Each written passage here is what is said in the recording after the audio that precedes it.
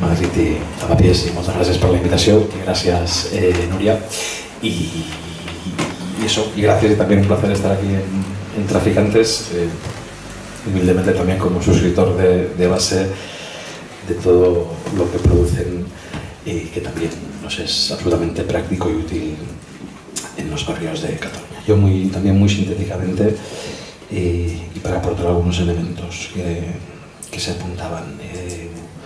¿Por qué eran unas elecciones plebiscitarias o por qué al menos dos fuerzas políticas dijeron que eran plebiscitarias?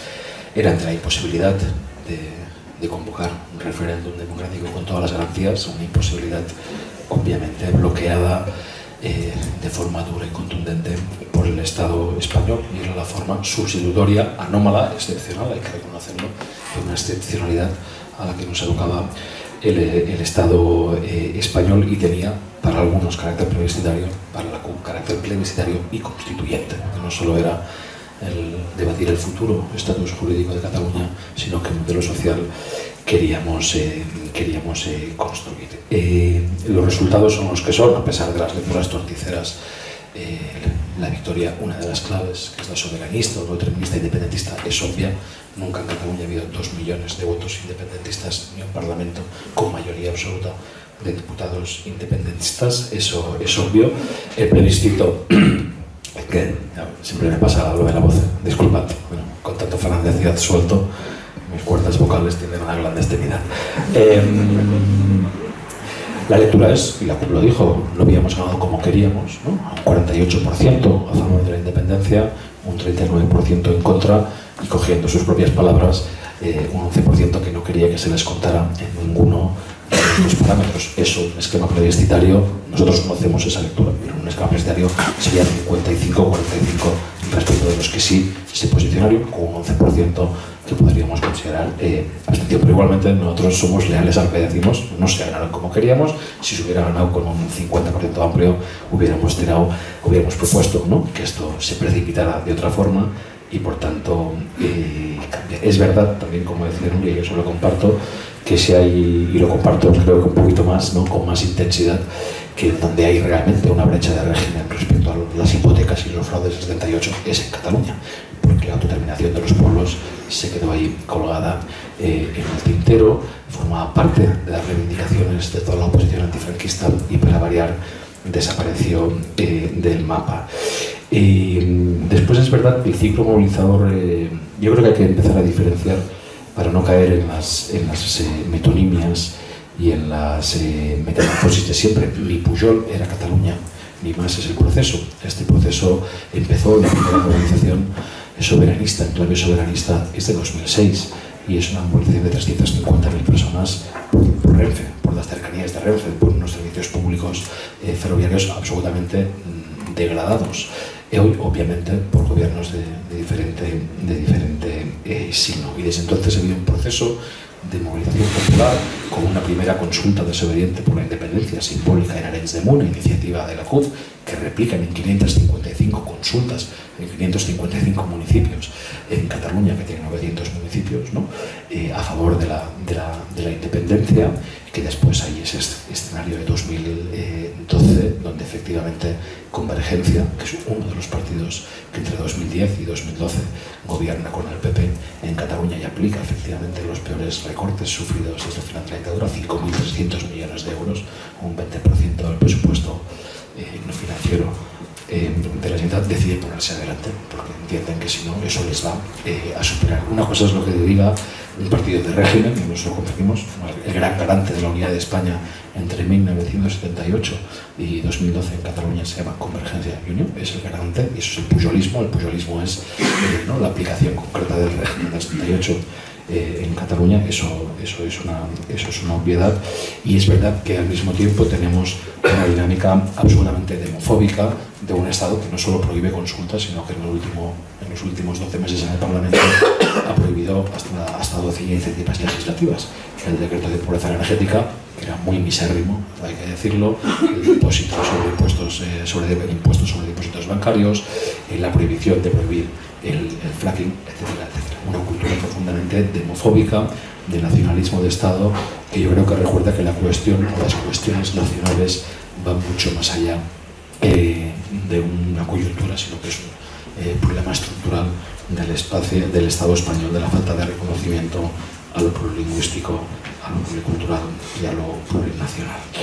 El momento, efectivamente, para la CUP es un esquema de oportunidad, solo un esquema de oportunidad, de abrir un proceso de ruptura destituyente, de proceso constituyente y de plan de choque restituyente, vamos a decirlo así, pero creo que es importante ver esa perspectiva. Yo creo que es verdad que ha habido un cambio de ciclo en Cataluña. Obviamente en ningún sitio del sur de Europa se han revertido los recortes. Ahí está el espejo griego, quien quiera ver de qué van las capitulaciones también políticas, ¿no?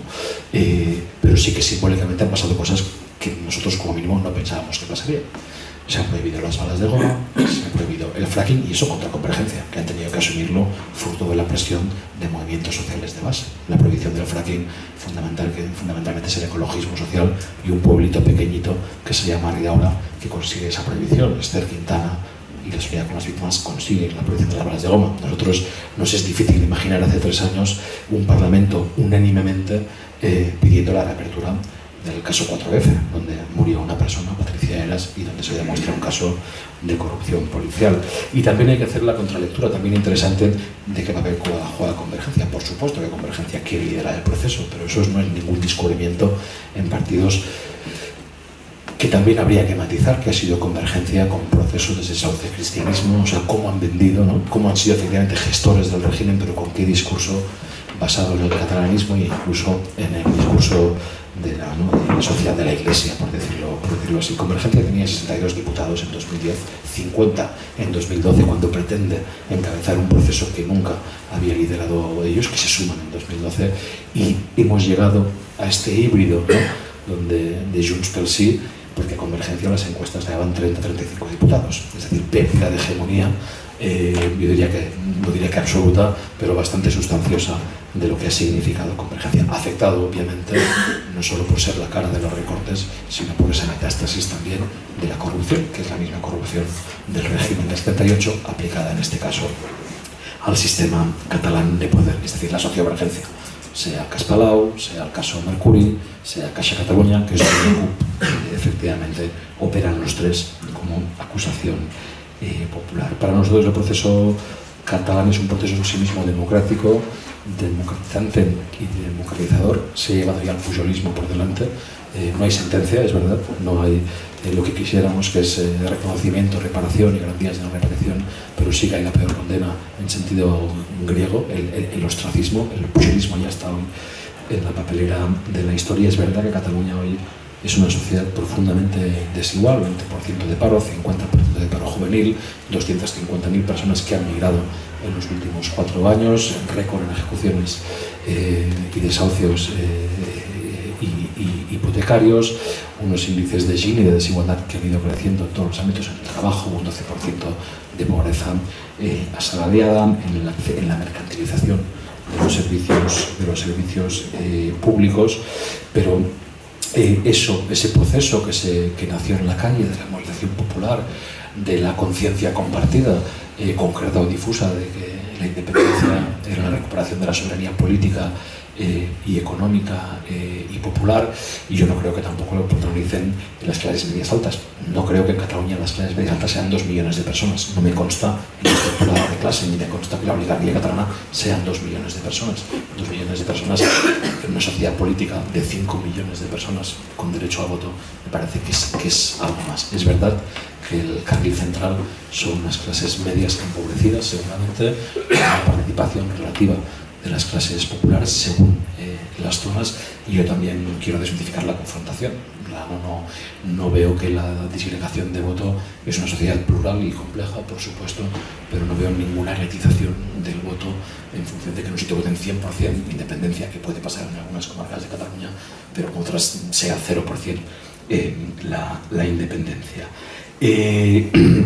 Por entrar en la más estricta actualidad, con las limitaciones que comprenderéis de discreción que hemos asumido colectivamente para hacer un diseño es verdad que ese es el esquema de la CUP. Para nosotros, ruptura democrática, es decir, hoja de ruta independentista, proceso constituyente democrático, es decir, desde abajo y no desde arriba, y plan de choque contra la pobreza y la emergencia social son indisociables uno de otro. Es una triple lectura nacional, socioeconómica y democrática. Son tres crisis, una crisis global, y hay que responder al mismo. Eso es lo que nuestro planteamiento ha sido: primero ponernos de acuerdo. Si nos ponemos en el cómo, en el cuándo y en el qué, e hipotéticamente después abrir el debate del quién, porque si no nos ponemos de acuerdo en el cómo y en el cuándo y en el qué, no hace falta que discutamos el quién. En el quién todavía no se ha abierto ese debate.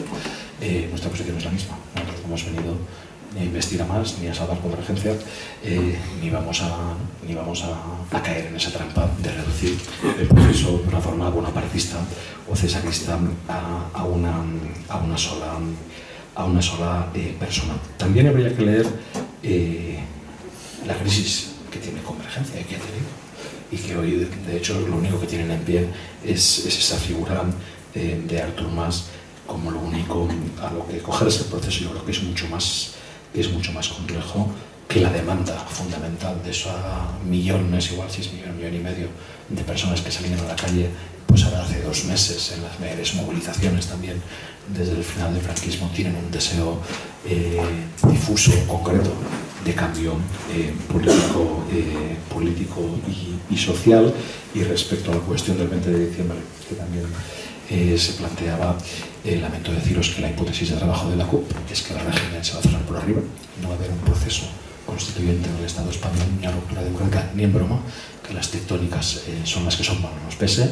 El IBEX 35 ha hecho su apuesta, ha hecho una contrarrevolución pasiva gramsciana que se llama Ciudadanos, y que es, ¿no?, lo que el contrapunto que han sacado a Podemos, y nosotros, por tanto, estamos por la unilateralidad y por hacer irreversible el proceso catalán desde abajo, desde el municipalismo. La CUP,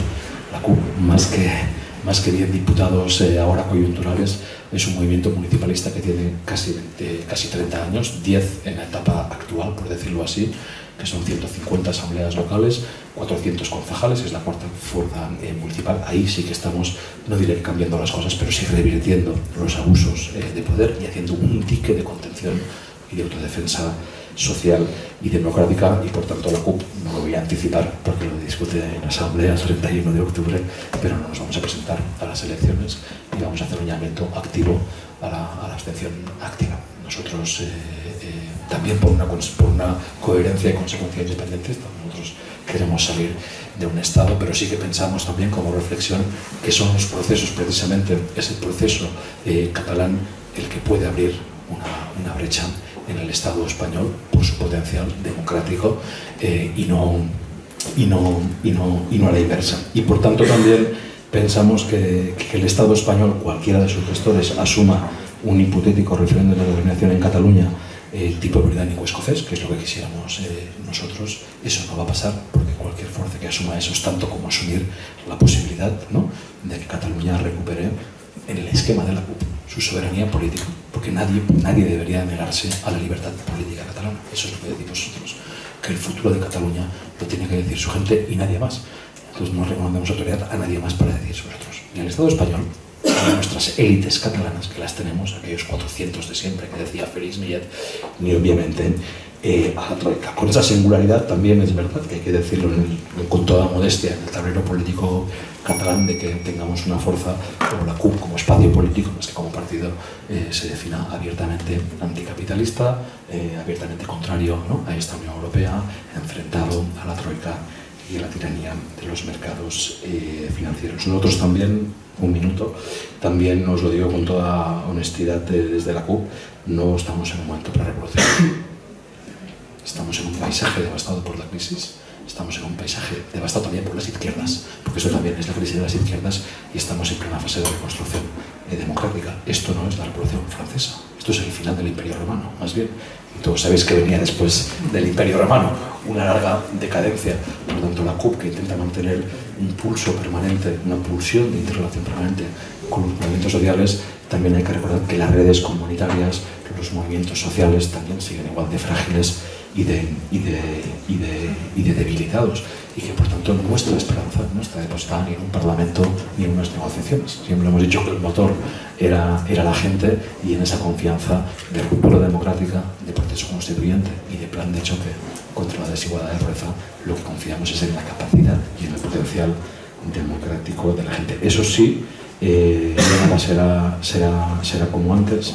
Esto es un punto de inflexión o de no retorno en un contexto de crisis, y los contextos de crisis, como sabéis, son inciertos e indeterminados. O avanzamos, o retrocedemos, o entramos en una especie de colapso y de bucle que se puede reproducir unos cuantos años más. Y es interesante el análisis de clase. Con esto acabo compartiendo con Nuria, que es verdad, los principales poderes económicos en Cataluña, esto es, ¿no? En la Caixa o Fomento Nacional del Trabajo, son procesos, son espacios abiertamente opuestos a la independencia de Cataluña. Os lo recuerdo de otra manera: en campaña electoral entró la gran banca, la Iglesia, el Ejército y las cúpulas de la burocracia sindical a decir que estaban en contra del proceso. Si las cúpulas del sindicalismo de concertación, si la gran patronal, si la banca, si el Ejército, si la Iglesia están en contra, tiene que ser bueno.